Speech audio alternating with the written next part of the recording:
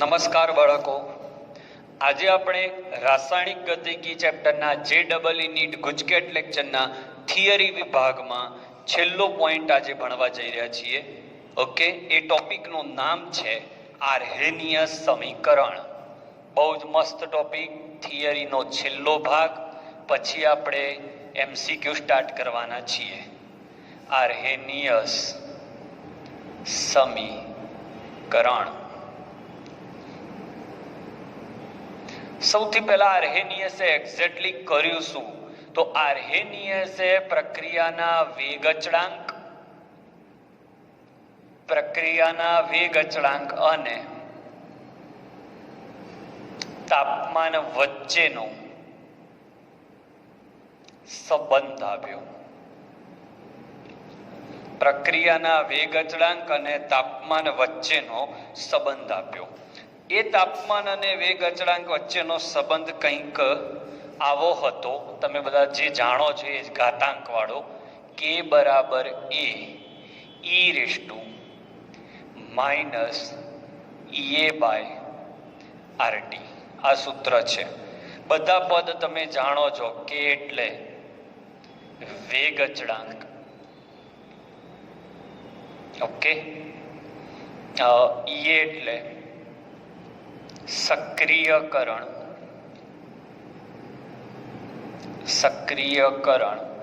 ઉર્જા, R એટલે વાયુ અચળાંક, જેનું મૂલ્ય તમે EA નો એકમ કયો લો છો એના આધારે લેવાય.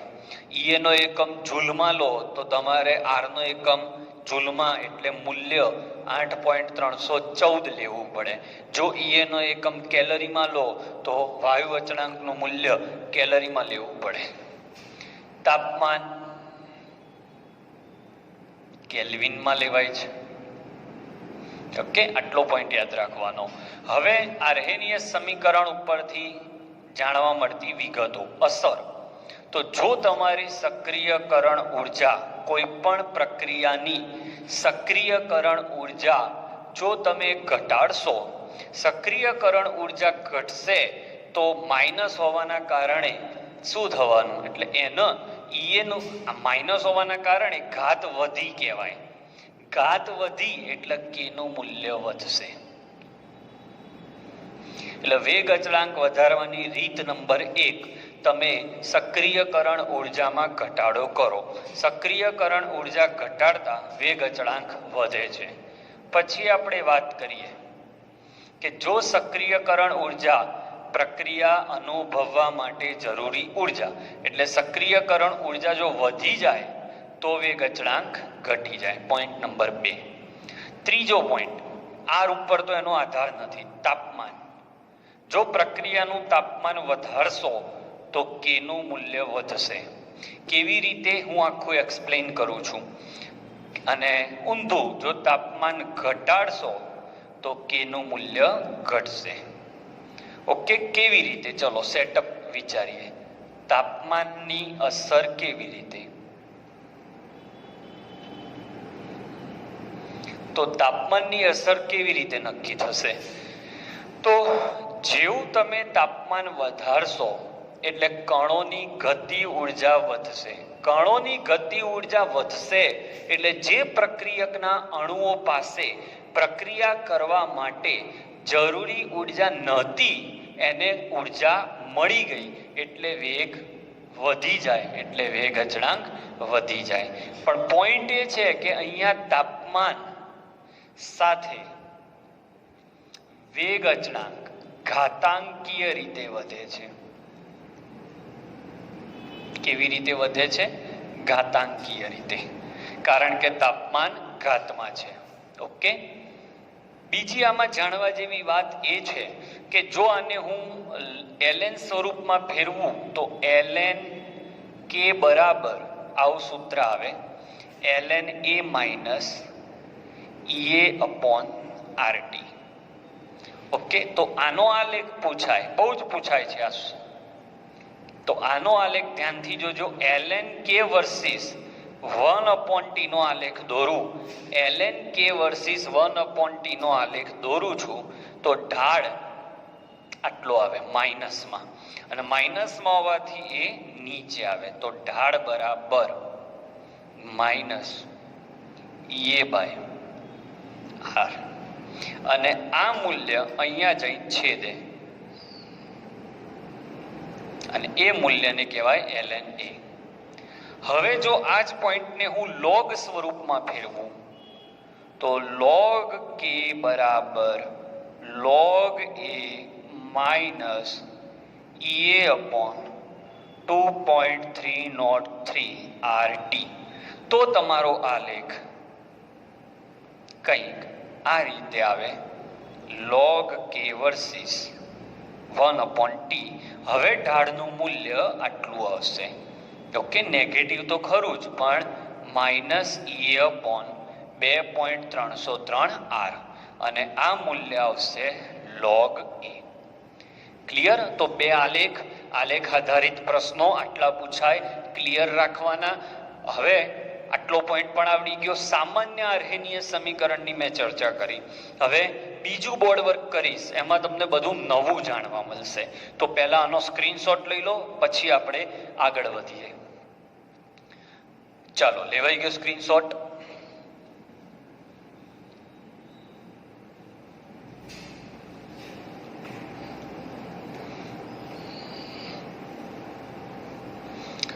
હવે વધારે ક્લિયરલી આપણે ફરીથી સમીકરણને સમજીએ તો k બરાબર a e raise to minus ea by RT. જો હું તાપમાન 0 લઉં, જો તાપમાન 0 કેલ્વિન લઉં તો k બરાબર a e રેઝ ટુ 1/0 થઈ જાય. આ બધું સમજી લો ને, ea અને r બધું ઉડી ગયું, 1/0. તો 1/0 એટલે એની ઇન્ફિનિટિવ ઘાત થાય, જે શક્ય નથી. એની ઇન્ફિનિટિવ અનંત, એની અનંત ઘાત થાય તો કે નું મૂલ્ય અનંત થઈ જાય, જે શક્ય નથી. એટલે આ કેસ ગયો, કેસ 1 ગયો. કેસ 2 લઈએ બાળકો. કેસ 2 ની અંદર ટેમ્પરેચર હું બહુ ઊંચું રાખું, એટલે ટેમ્પરેચર ઇન્ફિનિટિવ. આ પણ કેસ શક્ય નથી, પણ વિચારી તો શકાય. તો k બરાબર a e raise to minus minus કાઢી નાખો 1/ઇન્ફિનિટિવ. હવે કોઈ પણની ઇન્ફિનિટિવ ઘાત આવે 1/ઇન્ફિનિટિવ, એટલે 1/ઇન્ફિનિટિવ ને 0 કહેવાય. તો એની 0 ઘાત બરાબર 1. તો એવા સમયે k બરાબર a થઈ જાય. પણ આ પોઈન્ટ પણ હાઇપોથેટિકલ છે, આની કોઈ સત્યતા ચકાસી શકાય નહીં. તાપમાન 0 હોય તો શરત લખી દીધી, તાપમાન અનંત હોય તો લખી દીધી. હવે તાપમાનની રેન્જ, નોર્મલી આર્હેનીય સમીકરણ, બહુ જાણવા જેવો પોઈન્ટ તમારા માટે. નોર્મલી આર્હેનીય સમીકરણ 15 સેલ્સિયસ થી 52 સેલ્સિયસમાં જે પ્રક્રિયાઓ થાય તેના માટે લાગુ પડે છે નોર્મલી. ઓકે, હવે જો તાપમાનના, આ તો 0 વાળો કેસ લઈ લીધો, ઇન્ફિનિટી વાળો કેસ લઈ લીધો, પણ આપણે એવું વિચારીએ કે આવો કેસ નથી, તાપમાનમાં 10 કેલ્વિનનો વધારો કર્યો તો શું ફરક પડે? તો જોજો, 300 કેલ્વિન હોય અને હું 310 કેલ્વિન કરું તો મેં કેટલાનો વધારો કર્યો કહેવાય? 10 કેલ્વિનનો વધારો કહેવાય.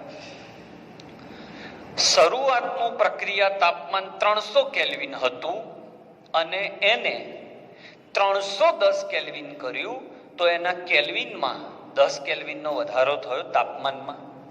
તો જો હું અહીંયા 100 કેલ્વિને લઉં તો કેટલા ટકા વધારો થયો કહેવાય? કારણ કે 100 એ ટકાવારી ગણાય. તો 300 એ 10 કેલ્વિન, તો 100 એ કેટલા? તો 3% આસપાસ વધારો થયો કહેવાય. ફરીથી 300 કેલ્વિને 10 કેલ્વિન વધાર્યા તો 100 કેલ્વિને કેટલા વધારે ટકાવારી, તો ડેલ્ટા ટી 3% વધ્યો. હવે ગતિ ઉર્જાનું સૂત્ર શું છે બાળકો, તો 3/2 કેબીટી. પણ ટેમ્પરેચરનો ફેરફાર લઈએ છીએ એટલે ગતિ ઉર્જાનો પણ ફેરફાર લઈએ. તો ડેલ્ટા ટી માં 3% વધારો થયો. આ બધું જાણવા જેવું છે. તો ગતિ ઉર્જામાં પણ 3% વધારો થાય.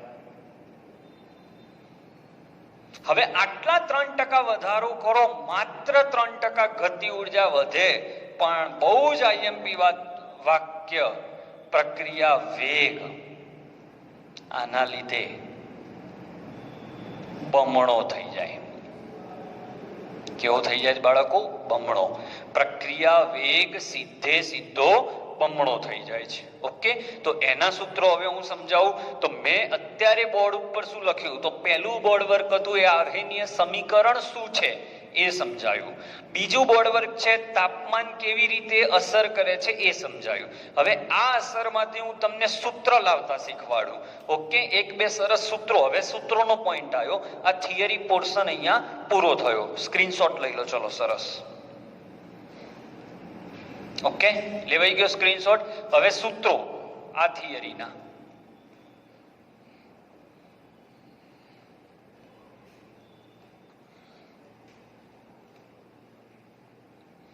તો સૂત્ર સ્ટાર્ટ કરું છું ધીમે ધીમે. વાક્ય પરથી સૂત્ર બનાવીએ. લગભગ કોઈ પણ પ્રક્રિયાનું તાપમાન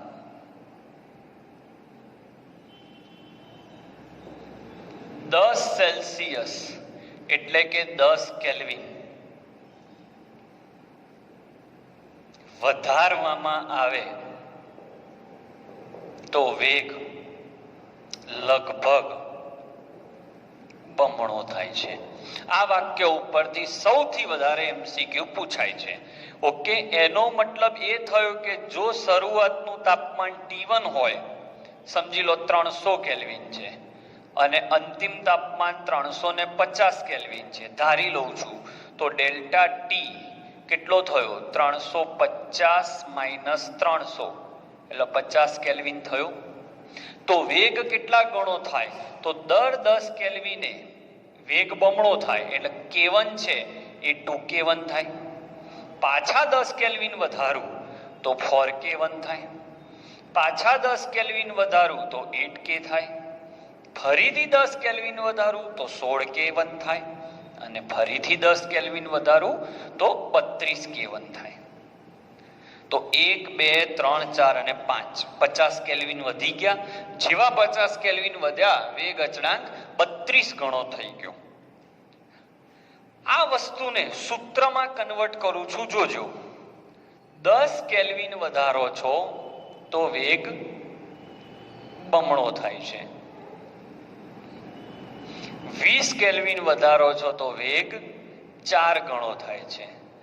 30 કેલ્વિન વધારો છો તો વેગ 8 ગણો થાય છે. ઓકે, જોતા રહેજો. પછી 32 ગણો થાય છે. એનો મતલબ એક સૂત્ર બને છે કે જેટલું તમે તાપમાન વધારશો એને ભાગ્યા 10 કરી દેવાના, એ તમારી ઘાત. મતલબ જો તમે 40 કેલ્વિન નો વધારો કરો છો તો અહીંયા 40 મૂકી દો. 40 ભાગ્યા 10 એટલે કેટલા થયા? 4. 2 ની 4 ઘાત. સીધો જવાબ. સમજાય છે? હવે ધારો કે એવું થયું કે અહીંયા 100 સેલ્સિયસ નો વધારો કહી દીધો. હાઇપોથેટિકલ વાત છે. 100 સેલ્સિયસ નો વધારો કહી દીધો તો 100 ભાગ્યા 10 તો 2 ની 10 ઘાત.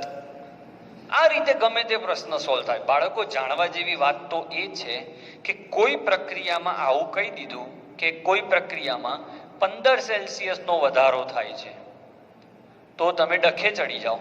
તો તમે જો છોકરો શું, વિદ્યાર્થી શું ભૂલ કરે? વિદ્યાર્થીની ભૂલ તમારી સામે મૂકું. વિદ્યાર્થી શું ભૂલ કરે? તો આ ભૂલ કરશે કે એવું લખશે કે 10 સેલ્સિયસે વેગ બમણો, તો 15 સેલ્સિયસે વેગ કેટલો? અને આમાં એનો જવાબ ખોટો પડશે. આ ભૂલ કહેવાય. તો શું કરવાનું? તો 15 સેલ્સિયસનો વધારો કર્યો એટલે V બરાબર 2, ડેલ્ટા G ની જગ્યાએ 15 આવી જાય. 15/10. હવે V બરાબર 15/10 એટલે દોઢ. 2.5 એટલે લોગ લઈ લો બંને બાજુ તો જવાબ તમારે આવી જાય. એટલે V/V1 બરાબર 2.1.5. હમણાં આનો દાખલો હું શીખવાડીશ MCQ આવે ત્યારે. તો આ સૂત્ર થયું. તાપમાન અને વેગ સાથેનો સંબંધ દર્શાવતું આ સીધું સૂત્ર. આ જે 2 લખ્યા એને તાપમાન ગુણાંક કહેવાય છે, આલ્ફા, જેનું મૂલ્ય 2 થી 3 ની વચ્ચેનું હોય છે, પણ આપણે લગભગ 2 લેતા હોઈએ છીએ. ઓકે, તો આ બધી વાતો છે સરસ. બીજું આપણે એવો MCQ પૂછે કે આર્હેનિયસ સમીકરણનું વિકલિત સ્વરૂપ લખો. કયું સ્વરૂપ લખવાનું છે? વિકલિત સ્વરૂપ. તો એમાં સૂત્ર આવશે, એ છે dlnk/dt બરાબર EA upon RT². આ સૂત્ર આવે છે. ઓકે, dlnk/dt સમય સાથેનું વિકલન છે.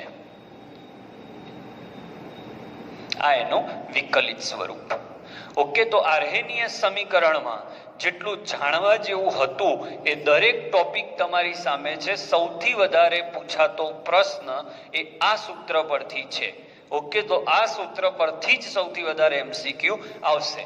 હવે આપણે ટૂંક સમયમાં આ વિડીયો પછી સીધા MCQ પર હું તમને લઈ જઈશ, અને ઓછા પણ બહુ જ બ્રિલિયન્ટ, જેનાથી તમારા દરેક પ્રશ્નો સોલ્વ થાય એવા વિડીયો આપણે હવે બનાવવા જઈ રહ્યા છીએ. તો સ્ક્રીનશોટ લઈ લો આટલાનો.